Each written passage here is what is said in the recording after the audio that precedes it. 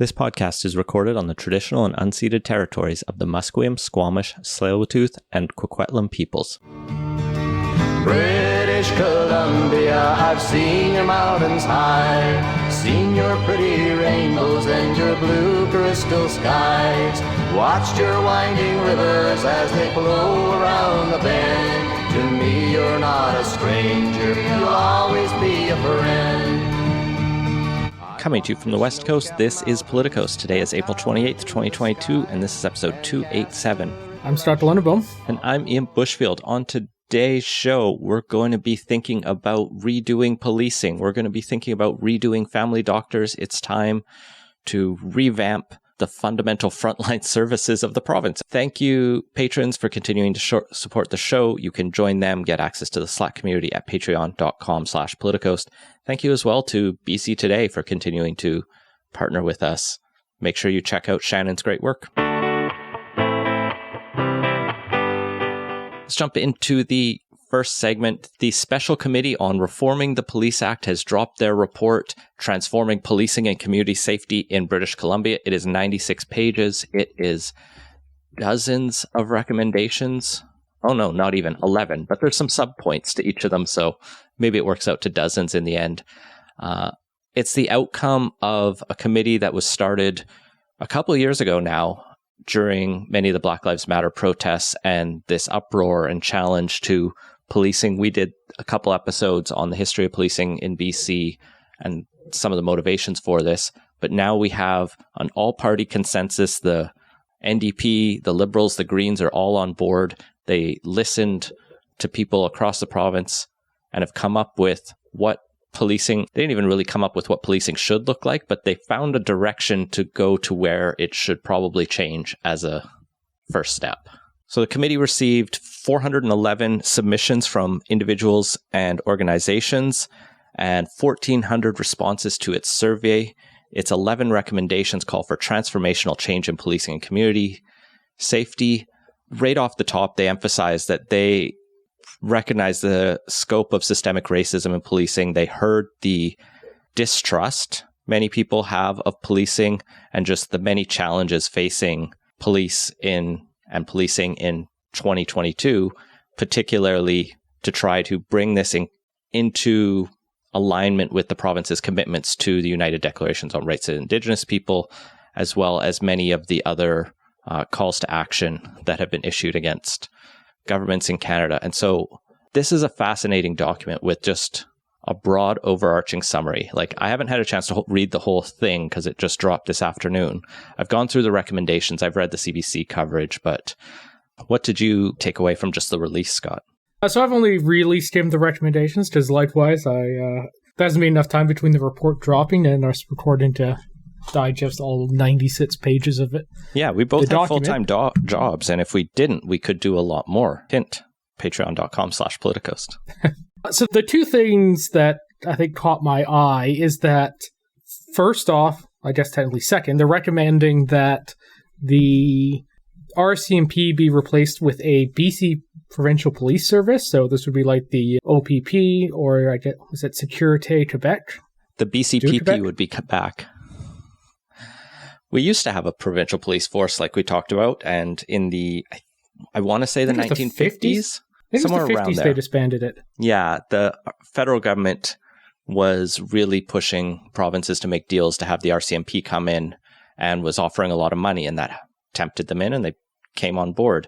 The not too conspiracy-minded theory is that the feds had a real interest in having a national police force to keep an eye on communist activities, but having common police across the country had its advantages. But what the review really finds in here is we're suffering from just a mess of different kinds of police across the province. You have several communities like Vancouver, New West, who have regional police or municipal police.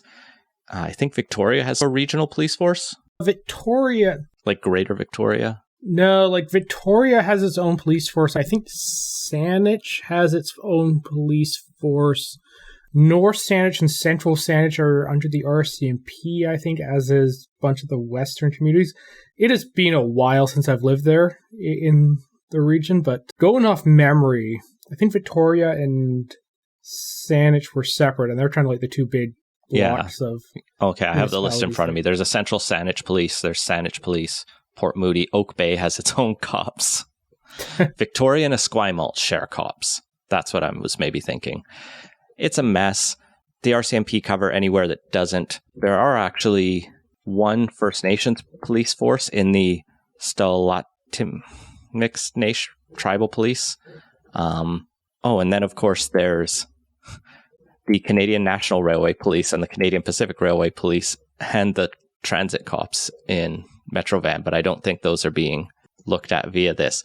The point being... The transit cops actually did get a mention elsewhere in the document, so they are also under consideration here. I think the railway police are federally governed and wouldn't be covered here, but I'm not 100% on that. So the hope here is to go to a provincial police force to simplify this mess, standardize training and services, and then even amalgamate some of the regional ones where it makes sense. This can deal with many of the issues we've seen in the past where police forces aren't talking with each other. That was a big challenge that was drawn out in the Picton inquiry a number of years ago. And while some of that has been addressed, there have still been outstanding issues in policing. I saw one of the news articles referenced in the 90s, the NDP commissioned a policing inquiry and had the Wally Opal investigate it, and he made a number of recommendations, and it says they largely let those sit on a shelf, which hopefully won't happen this time. The first recommendation is obviously just write a new act, Community Safety and Policing Act, to, quote, govern the provision of policing and public safety based on the values of decolonization, anti-racism, community, and accountability. And that would involve engaging Indigenous peoples and nations, municipal governments, and everyone else in the drafting of the legislation. There's a big push through here as well. I think the two main people or stakeholders, let's say, that they're really emphasizing working with are Indigenous nations and municipalities. And based on the recent kerfuffle between the city of Vancouver and the province over how much the police budget can be, I think that makes sense that we need a new relationship that's actually better defined. Yeah, so that was actually what I was referencing to with my second thing that kind of caught my eye. As I was looking through here because of that kerfuffle about whether or not they were going to be recommending direct changes to the weird model where like the police put their budget proposal to the police board, says yes or no, and then it kind of goes to city councils to accept or reject, and if it gets rejected, then the police can appeal that to the provincial government, who then overrule cities on it. It's a mess, and I don't necessarily agree with the city council's plan to cut police funding. It should be their decision. They're the responsible body for raising the revenues to pay for the services here, and like basic accountable government says that they should be the ones to set the expenses too. And if people don't like the balance they strike between the level of police service and the funds they're willing to acquire with local taxation, then they can vote them out and put in a new council. But it should be their decision. It shouldn't go through this weird convoluted thing where it gets appealed up to the province and the city councils really don't have much say on it. There's some stuff in here about tweaking some of that, but they don't go as far as actually saying we want to move budgeting entirely under city control. Yeah, I think a lot is left for further refinement and consultation and development. Digging into this recommendation about bringing in a new police force, it is imagining a new structure to police boards.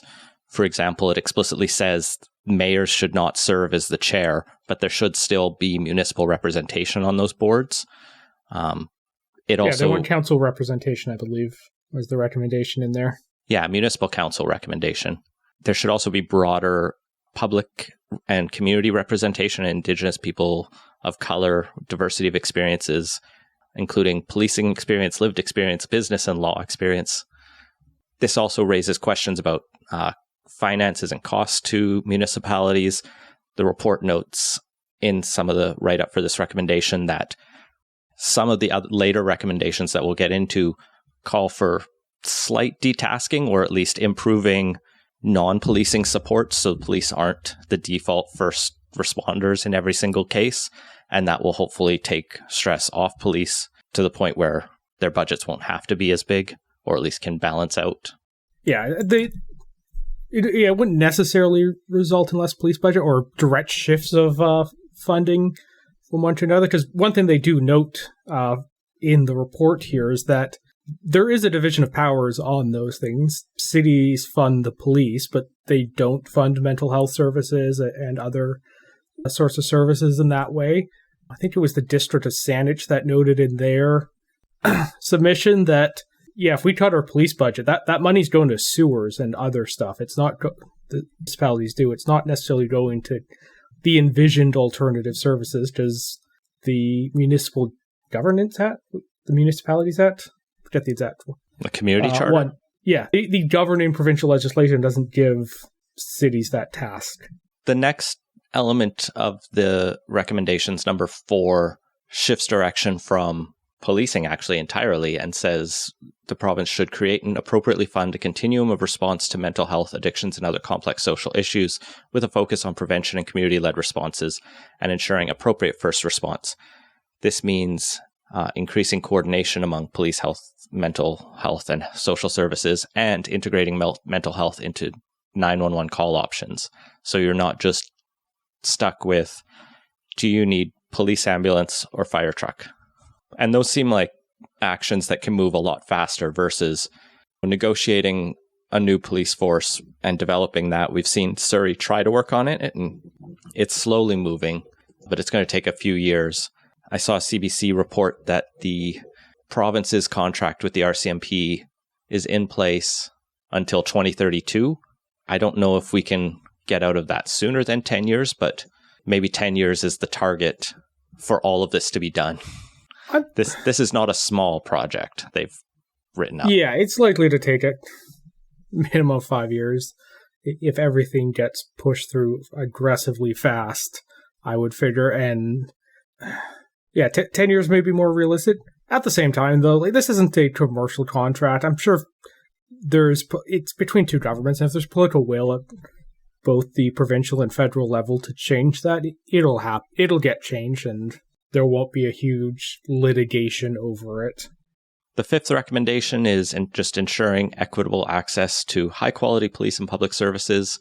This is just making sure, this one's pretty vague, but it's ensuring police are responsive, informed by the community, having provincial-wide standards, particularly regarding people experiencing mental health crisis, wellness checks, adopting a dynamic and flexible approach to policing, and expanding the use of culturally appropriate restorative justice programs throughout BC. It's basically making sure that if you're interacting with police in Prince George, Bella Coola, or downtown Vancouver, that you can expect the same treatment. And I'm hoping fair and just treatment, not just treat everyone poorly. It sounds like there's an effort to try to have... I would presumably that is the provincial standards referenced. Yeah. There. Number 6 is talking about an equitable and fair shared funding model for municipalities, considering the local needs of health and social support services and geography, as well as options to phase in or incrementally increase the municipal share of policing costs. Yeah, so smaller municipalities don't necessarily pay the same share of their policing costs. If it's under 5,000, basically don't pay for police. That's on the provincial government. And then there's a couple tiers between, I think, 5,000 and 15,000 on there. Yeah, there's a pretty significant jump between the 5,000 and 15,000. The 5,000 up being responsible for 70% of policing costs, and 15,000 and up responsible for 90% of policing costs. So they would be adjusted those ratios and not having quite a steep gradient on that. Which seems fair enough. If you have 4,999 residents and 2 people move in, all of a sudden you've gone from 0 police budget to 70% of the cost of police in that community. Like, it's run those people out of town. I mean, that based on some of Horgan's rhetoric lately, that would be his solution, or at least his lament that there were people moving without bringing their services with them. Recommendation 7 is to enhance and standardize initial and ongoing police education and try to shift police culture. This is going to be a challenge given we just had the thin blue line badge controversy erupt in the city of Vancouver with the chief of police defending it in a way that the chief of Calgary police did controversially. This is probably going to be one of those controversial ones where critics of the police point out that a lot of places have tried training and education and they struggle to make big changes. So I'll be interested to see how hard they go here, because a couple courses aren't going to change the culture. There is an emphasis here on recruiting from many different backgrounds, skill assessments, different evaluation models, and mandatory psychological assessments regularly. Recommendation 8 is to start collecting and reporting publicly disaggregated race-based and other demographic data. This is in line with, I think, the bill we're going to see the province bring in next month that they've been talking about for quite a while on just helping provide the data to help monitor many of these questions. I don't think that one's likely to be controversial. Next, there will be another new independent civilian-led oversight agency responsible for overseeing conduct complaints, investigations, and disciplinary matters. I think this is one that's been called for in a number of times. What drew my eye on here is the sub-recommendation E, which is that they'll need to revise the definition of misconduct to include demeaning and discriminatory conduct, language, jokes, statements, gestures, and related behaviors, which, like, I support that. It's just one of those things that I'm surprised they have to bring that in. That is such a low-level recommendation. Okay, guys, don't be racist assholes to one another or the public. And then the Legislative Assembly is tasked with appointing an all-party committee to take a broad review of the Mental Health Act to modernize it and make sure it's in line with this as well, and to establish a second all-party committee to continue to monitor the implementation of this report and the new Community Safety and Policing Act once it's in place, which both seem like necessary recommendations to make this happen. I think the Mental Health Act review is long overdue in many different ways. So good to see. Yeah, overall, I think these are going to be fairly uncontroversial recommendations with, the possible exception that Bill Tealminster and Jet Andrew, the RCMP, are leaving again. But God, I'm not going to be excited for the national or the provincial referendum on keeping the RCMP.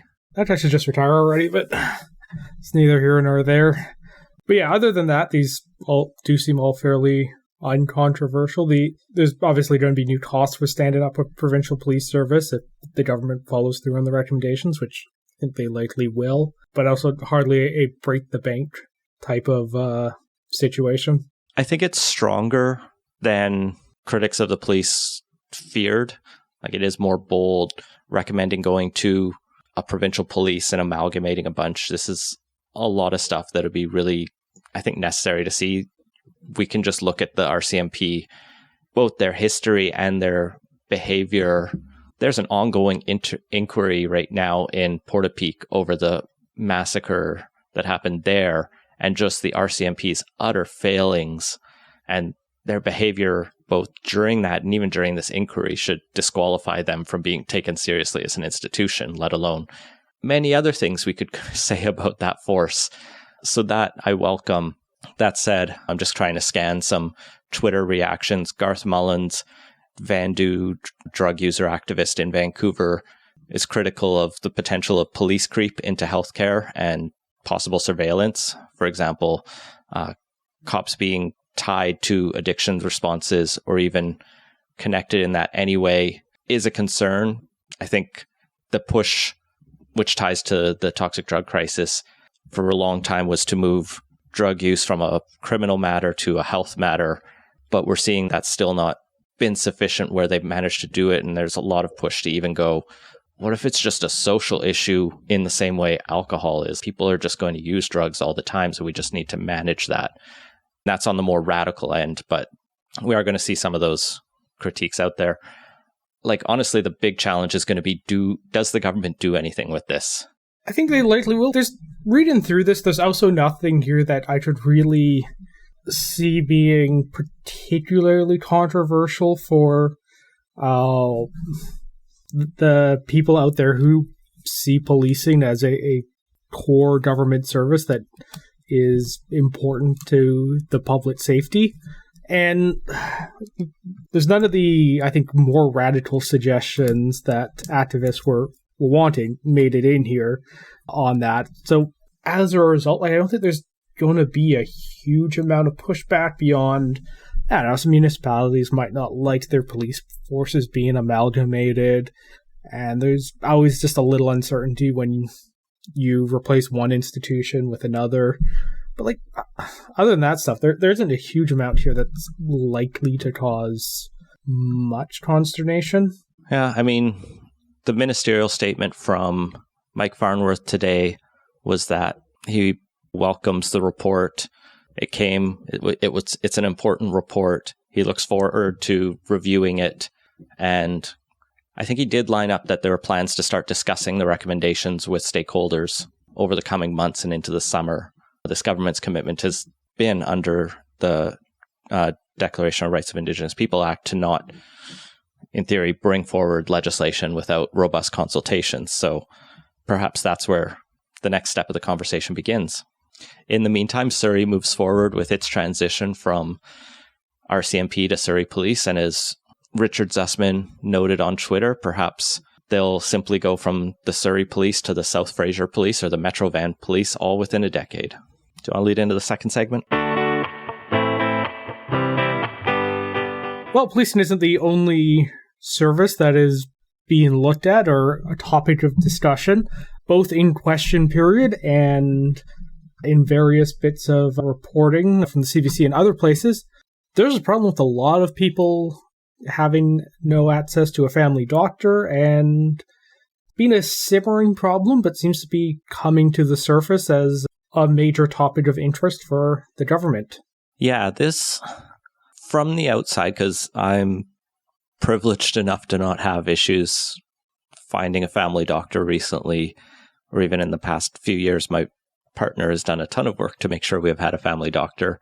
But over the past few months, I've seen, or even a couple of years, but accelerating in the last few months, an increasing number of articles talking about, family doctor shortages, challenges with this, a lot of focus on the fee-for-service system and doctors complaining that they only get $25 or $30 per visit, and you just can't live off that without a detailed dive into the economics of running a family practice, which are complicated, and I don't doubt that it is difficult, but doctors are also still taking home a fairly decent amount, and so the push has been weird to watch. I feel like it has been initially pushed very much by Doctors of BC and the College of Family Doctors, but there are people suffering. I don't want to belittle the state of family doctor practices in the province. Yeah, so there was one, or at least a couple articles, I think, characterized it as some doctors are making minimum wage, or effectively making minimum wage or less, which seems unlikely. If you assume half the time is spending out paperwork unpaid, that would, so their hourly would be effectively $30 an hour. That's $58K, which seems annually, which seems low for a doctor, even in general practice. Something doesn't make sense on the math on that one. Nevertheless, there are still some, no doubt, challenges with the economics of running a family practice. The thing to make clear is the default system in BC is this fee-for-service system. I need to go see my doctor for whatever reason my head hurts. I book an appointment, I go, I have my 10-15 minutes with the doctor. They say, take some Tylenol, whatever. The doctor gets to bill MSP for most of those kind of visits for a standard amount, about $30 for that 15 minutes. And then they use the amount they collect from all of those visits to pay the cost of operating a small business. So pay the nurses who are on staff, pay the admin assistants, pay the rent, pay taxes, pay the other utility bills, and what's left over they get to take home kind of situation. So it can be tight. I imagine it is extremely stressful, and many report that because I imagine you go into family medicine not because you want to be a small business owner, but because you want to help people feel better. There's a certain amount of, or you want to make a lot of money because you want to be a doctor, or you get forced into being a doctor by stereotypical family pressures. But just this, so you have this like challenging structure, but we also just don't have a lot of data on what the problem is. I did some poking around earlier. The best we have are surveys that are either from the College of Family Physicians in BC or Statistics Canada, and both do a sort of, do you have a family doctor survey of people, to which we get around 84% of British Columbians, which isn't great. We would hope everyone has one. But I know if I didn't have a family with young kids, and especially if I was living alone, I probably wouldn't have a family doctor. Yeah, like when I moved back to the province, was not a priority finding one, being a fairly healthy person at that point in my mid-20s. And it's one of those things I've just never really gotten around to since, because I've thankfully been pretty healthy, then I haven't really needed to go find one. But I imagine there's probably a few people in my situation like that. Yeah. And then the other factors that are getting thrown in here, the executive director of BC Family Doctors, in one report from a couple of years ago, I read, mentioned that according to one of their surveys, 38% of family physicians in BC are 55 or older, and 2/3 are over 60. So there's like this looming generational crisis of family doctors about to retire, which strains the number. 40% will retire within the next, I think it was decade or two. Yeah. Which is a lot. Yeah. And those who are working are also working harder because their patients are getting older, and you don't tend to get healthier as you get older. You tend to need to see your doctor more. And so there's those two kind of strains, as well as I've seen a couple of the articles argue that the fee provided for service has not kept pace with inflation. Now, if you ask... And that was before we hit higher inflation than the 1-2%. Indeed. And all these problems existed before COVID. And then you bring in COVID and everything just goes extra challenging. The provincial government's been hounded about this. They have tried to do a few things. The big focus they've had since forming government in 2017 has been these urgent primary care centers, which are like a step between walk-in clinics and the ER, because I've been to, or at least have taken a child to one before. The idea is to try to relieve strain from both hospitals, but also clinics as well. It's like sometimes you can't see your family doctor for 2 or 3 days, but you also don't think you have something so urgent you need to go to ER. So you're like, I need an in-between thing. And that's what those exist for. But those are absurdly busy already because there aren't enough of them. But the doctors who work there don't have to work on fee to service, I don't believe. They get a bit more of a salary type approach. There are also, I think, some primary care networks they're trying to roll out, which again, still in that pilot phase where it's not clear there's enough of them. So there are some projects being tried, as far as I know, but we're still facing this crisis, especially anecdotally, and from a couple of the data sources, it sounds like Victoria has it really bad. On the other side of the aisle, the BC Greens are putting out a petition, and they've been really on this the last couple weeks, with Sonia Furstenau doing Twitter threads and some editorials calling for some changes. Their current petition on their website calls for an overhaul of the primary care system to modernize the fee-for-service payment model and to expand alternate payment models to better reflect demand for in-person team-based healthcare. So that sounds fine. There's probably some room for improvement on kind of the administrative side and how the payments are structured. There's still a problem that it's hard to find a family doctor because there just aren't enough doctors out there for everything. And part of the logic of improving the payment structures and everything is that you would incentivize less people to pursue specialties rather than go into family practice. But looking at what I can find on how long it takes to see a specialist in BC, and well, across the country too, but particularly in BC, it doesn't exactly seem like there's an overabundance of specialists where, oh, you get a referral and you can pop in the next day because we just have so many specialists that are sitting around waiting for patients to come in. Like, I can give one direct personal example is the BC Children's Hospital had one qualified pediatric heart surgeon for quite a while, and they had been trying to recruit a second because that's the kind of thing you want to back up on. Oh, Dr. Gandhi's on vacation. Sorry, you can't have your child's urgent heart surgery. Would stress you out a lot. And he was great, but he got into personal conflicts with the other doctor who was there just before him, and then that person was on leave, and then that person won. It's a mess. He won a court case getting his job back, but then he wasn't qualified because he needs to be supervised for heart surgery. And now Dr. Gandhi has apparently left BC Children's, so they're back down to one not qualified to practice by himself heart surgeon, and I think they've brought in a locum from Edmonton to supervise him. But this is not a great situation, and hasn't been a great situation for a while, whereas Stollery Children's in Edmonton, and I think Sick Kids in Toronto, which are the other two major hospitals that do children's pediatric heart surgery, have multiple pediatric heart surgeons because you need multiple, like I said. And so the question is, like, why has BC Children's in Vancouver been struggling to attract top talent when they have a brand new facility with the tech center that's been built onto Children's? And I've not gotten a good answer to that.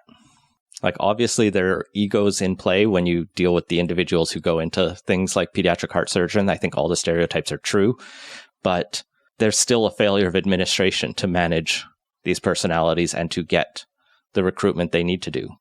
Yes, that's a long way of saying I agree with you, Scott. There's an issue with specialists as well.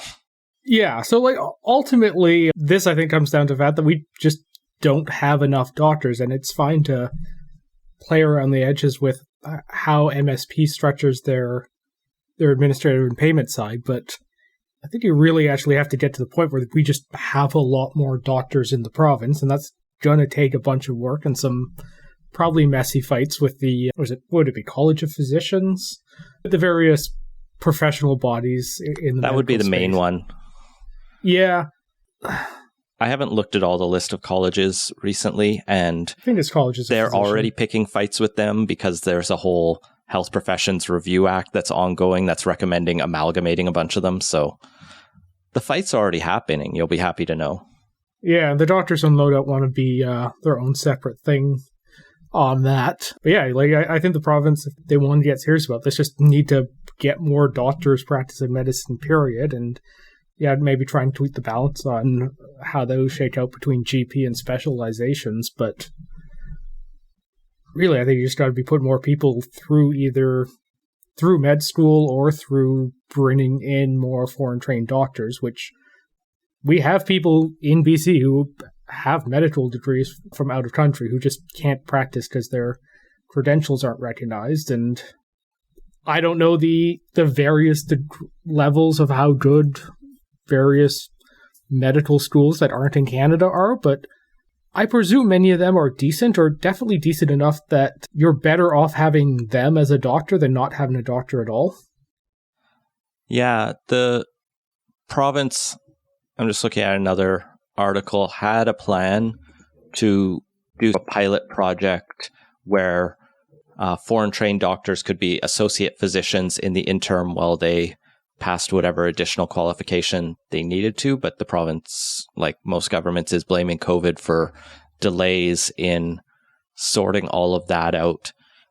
And I think we talked about last week, they managed to reach a deal with the nursing college to reform some of the credential certifications for nurses, but they're, I think, still also working on this with physicians. So lots of work to do there on the immigration. Like you said, expand the number of med school slots, and then just critically make sure people stay.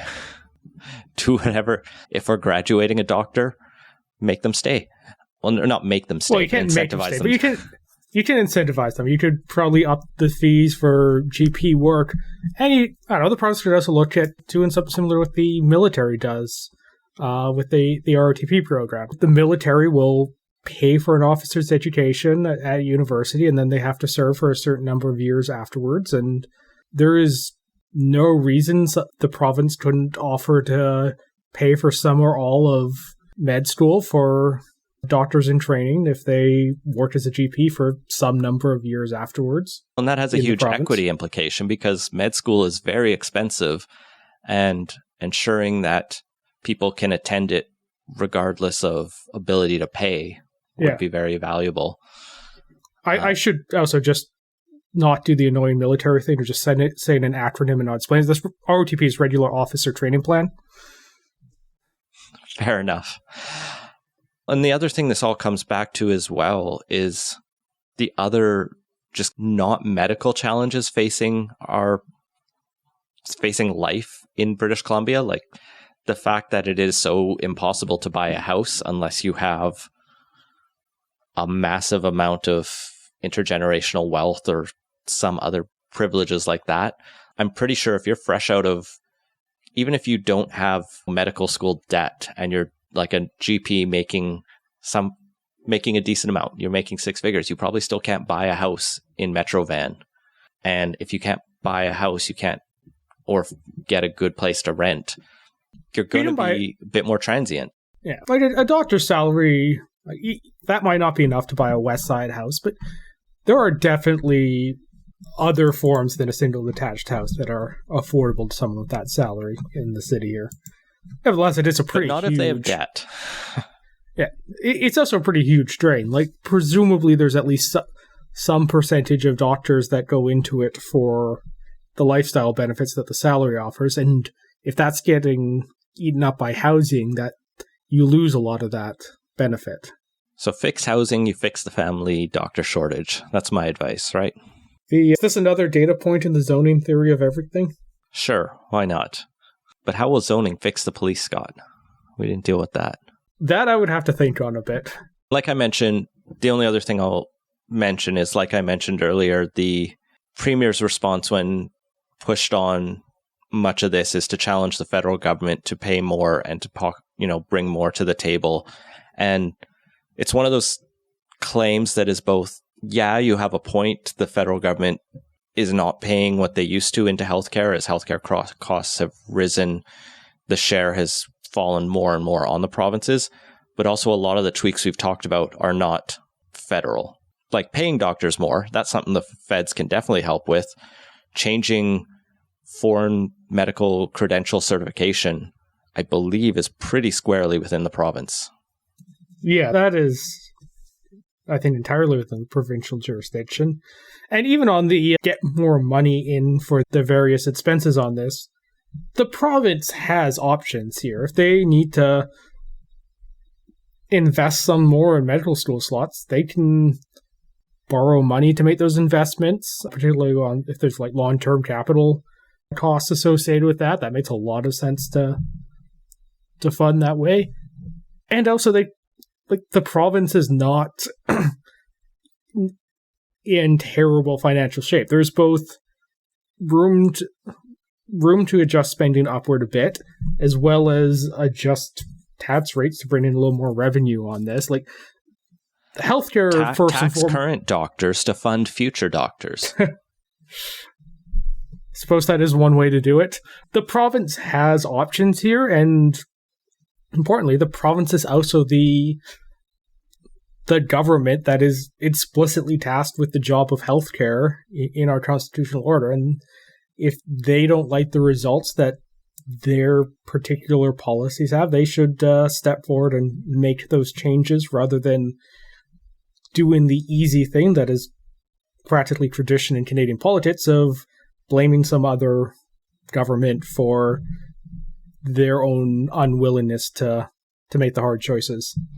Hey, I started off the top of this segment with some of the things the province is doing, but as is seemingly too often the case these days, the scope of the crisis is not matching the amount of action by the province, even where the amount of action is like significant historically.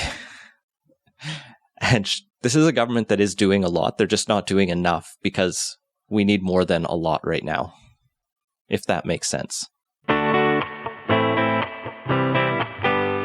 Let's move on to quick takes. And while we're in British Columbia, we said goodbye to BC Liberal MLA Stephanie Cadu this week as a member of the Legislative Assembly, as she had her last sitting days before moving off to become the federal government's first Chief Accessibility Officer, which is a pretty cool position.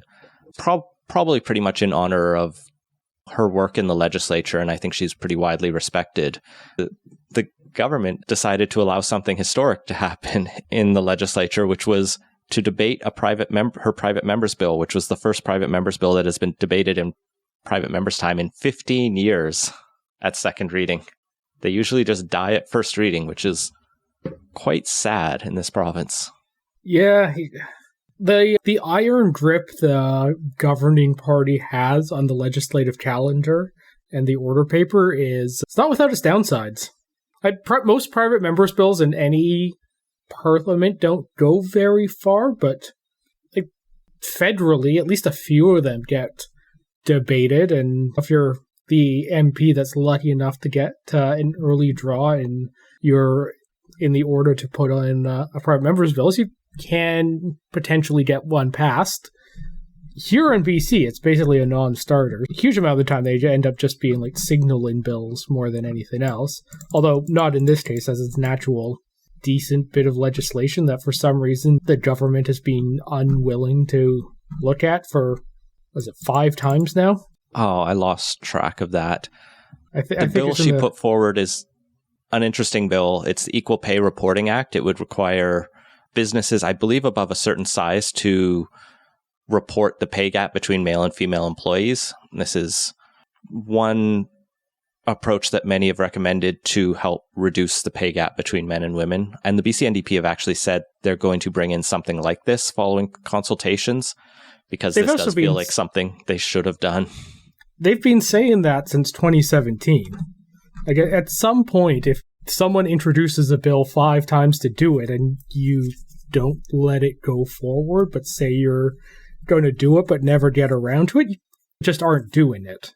They have started the consultation, I think, this year. I think with the goal of introducing the bill and the legislation next year. Like, I'm not defending how long this has taken, for sure. But it is slowly moving. But congrats to Caddo on your new role and your time in the BC legislature. And speaking of the BC legislature, they'll have to call a by-election for her seat in South Surrey.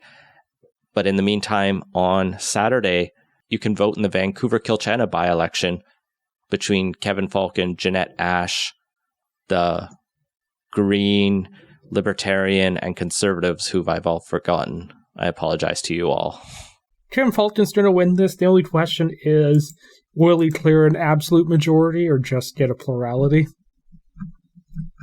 It's a safe Liberal seat. There's no tension. But what there was a lot of tension about was the Federal Emergencies Act, which was used earlier this year in response to the Ottawa blockades, occupation, whatever you want to call it. Under the Act, an inquiry must be held, and the government has now called the inquiry. We talked about this last week a little bit, as the deadline in the Act to bring that forward was rapidly approaching.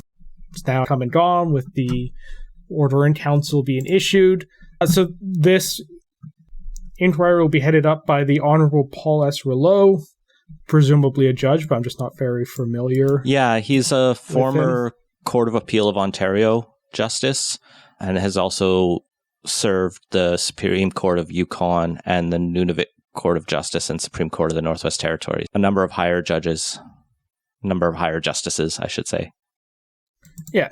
So the inquiry is directed to look at the circumstances leading up to the public declaration of the emergencies, at the evolution and goals of convoy blockade leadership and their participants, the impacts of that, of domestic foreign funding of that, the impact, role, and source of misinformation and disinformation, including the use of social media, impact of the blockades, including the economic impact, and the efforts of police and other responders prior to and after the declaration, as well as to set out findings, lesson learned, including the use of the Emergencies Act, the appropriateness, the effectiveness of the measures, as well as make recommendations, including about potentially modernizing the Act. This is the first time this is used, and there may be a few things that this uncovers that didn't quite work and needs refinement.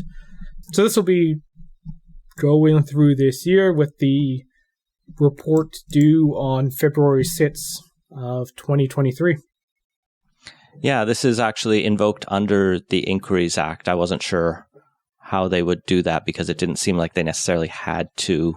But that does mean it's a full public inquiry, which is nice to see.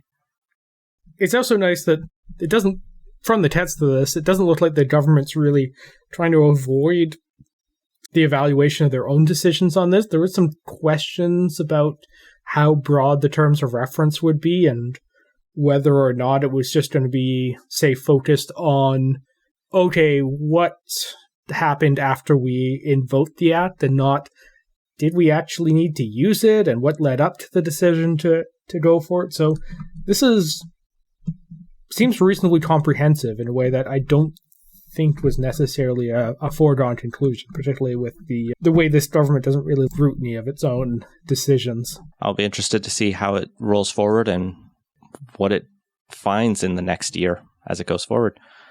One other thing that will be happening in the next year is the long-promised end of the gay blood ban, the thing that I think Trudeau started talking about in 2015 prior to his election, has finally pretty much been done as Canadian Blood Services announces they are removing the eligibility criteria specific to men who have sex with men.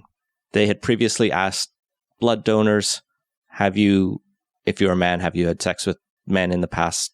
I think it used to be several years, and then it got reduced, and they kept reducing the time period down to 3 months. And others would be asked if they've had sex with someone who's a man who's had sex with men.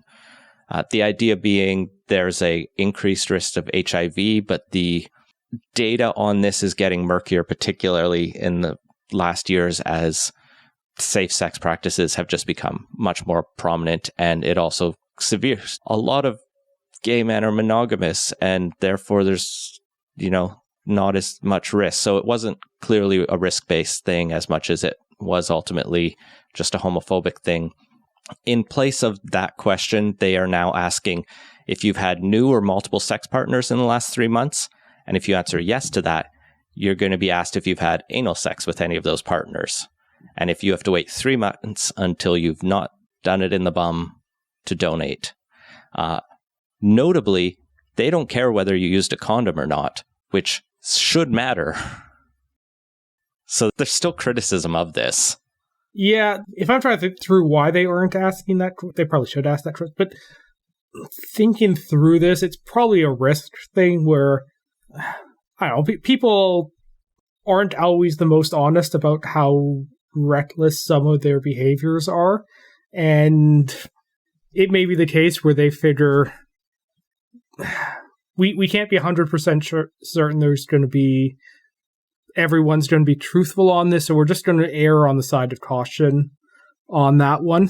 The problem is their questions have broken trust for so long that I know many men who've had sex with men who just lied on that question because they know they're having safe sex and aren't concerned. And Canadian Blood Services shouldn't be doing the minimum. I want to see them doing something to rebuild trust with the queer community beyond just like, we've improved it a little bit, but we kept something that seems like you could criticize us for still being homophobic in there. Although in this one, the screening question before this, they don't specify same sets or opposite sets, right? Yeah, it's better. So it's broad-based. Everyone. It's now also catching heterosexual couples or heterosexuals who have new sets partners as well. So it makes more sense to me on this than the previous question did, for sure. Yes, it is less homophobic.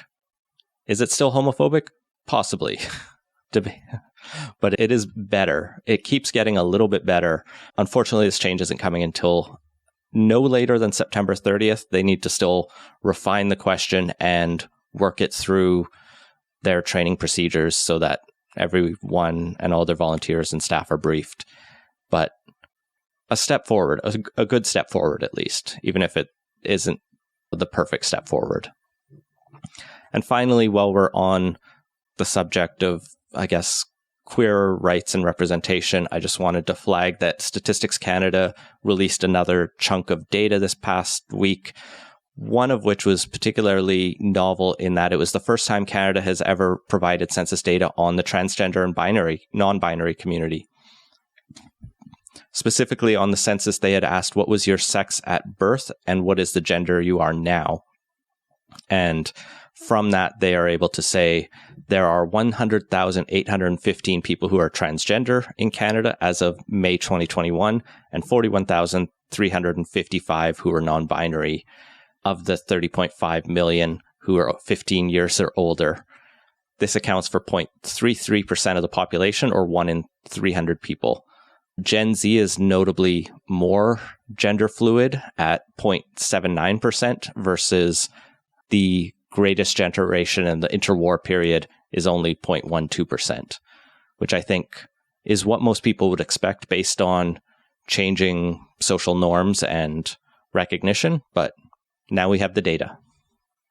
Also, Victoria was notably more gender queer than most of the country. That actually tracks a bit. I mean, you'd expect big city or the major cities, or even, I guess, Victoria's case, more mid-sized city by Canadian standards. You expect urban areas to probably show higher percentages.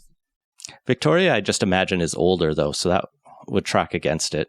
The stereotype, it's the city of the newlyweds and nearly dead, so there right. is also a reputation for having a fair number of younger people or younger adults there. Well, I look forward to the rest of the census's data drops throughout the year. I'm particularly looking forward to the religion question in October. But until then, fun data to poke through.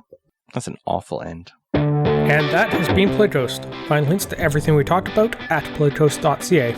Support the show and get access to our Slack channel at patreon.com/playtoast.